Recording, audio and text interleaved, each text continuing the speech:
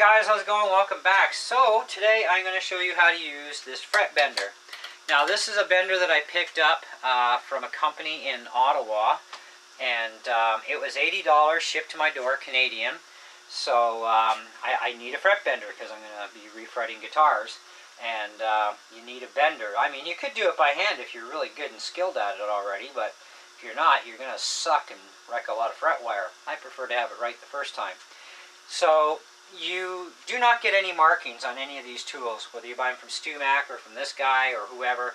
There's no markings to tell you where exactly your radius is sitting at. So you got to find out the radius for your neck first, which means radius gauges. And I've got one here, and my neck's a 12, so I already know I'm good.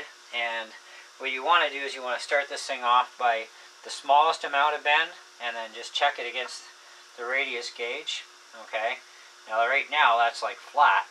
Now I've already done two of them already, and I got her set at 12, and I'm pretty much right dead on, so I'm good to go.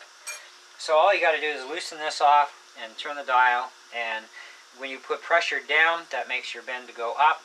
When you release the pressure, of course, you got to get it in there. There is a way to actually straighten frets with this, and I'm going to work on figuring that out too, but I'll do that after I'm done refretting this neck, see how much spare wire we have, and then I'll probably do another separate video showing you how to straighten a wire back out, because these things are supposed to go both ways.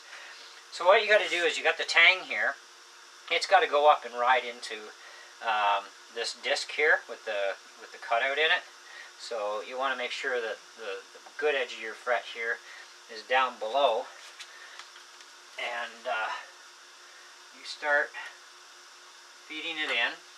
Now you'll only get so far, and you got to kind of give this a little bit of assistance and just push, and then just start going like that, and voila. And then you can go back again. Just run it through until it's really nice and silky smooth, and you know you've completed your bend. And voila. Then we'll check that against the radius gauge.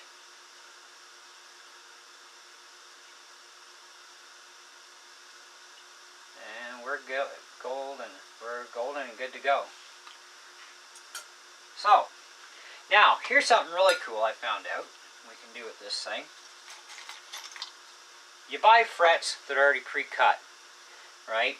And you can get them like from Fender and stuff like that. So they're already cut with enough for overhang already, but you need to put a radius in them. So you can actually feed this in, and you can make sure that the radius is set on that fret.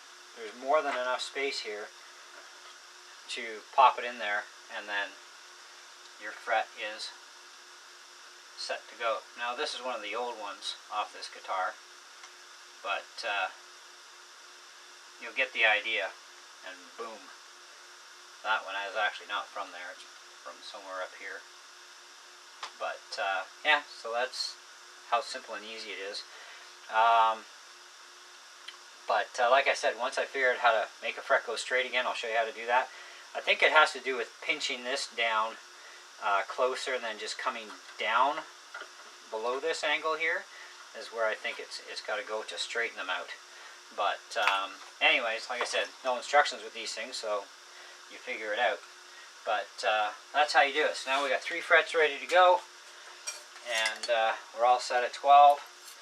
That's how simple the tool works. Like I said, just undo this, turn the knob one way or the other, whichever way you need to go, and start out small, you know, which is the big thing, because you don't want to put too much of a bend in it, because then you're going to have to straighten the fret out and then re-bend again. So, I mean, you can bend them back and forth a number of times and not hurt anything, but the idea is to try and get it as close as you can the first time, and then just little tiny movements is all you need. Just loosen off the nut a little bit of a turn, tighten it back up, zip, check it again against your radius gauge until you're bang on, and you're golden at that point. But like I said, this is already set at 12. I don't want to mess with it, but that's how easy it is to use a fret bender, and then you're good for refretting your guitar. Even if you're just going to replace a couple frets, you really should have a fret bender. because when you buy those frets in the packs where they're already pre-cut, I mean, good luck bending those. Like, that's the thing. You got to get them just right so that they sit into the fretboard properly, you know, so you want to have that radius for that fretboard. So, anyways, that's it. That's all. Thanks for watching, and hey, we'll catch you on the next one. Ciao.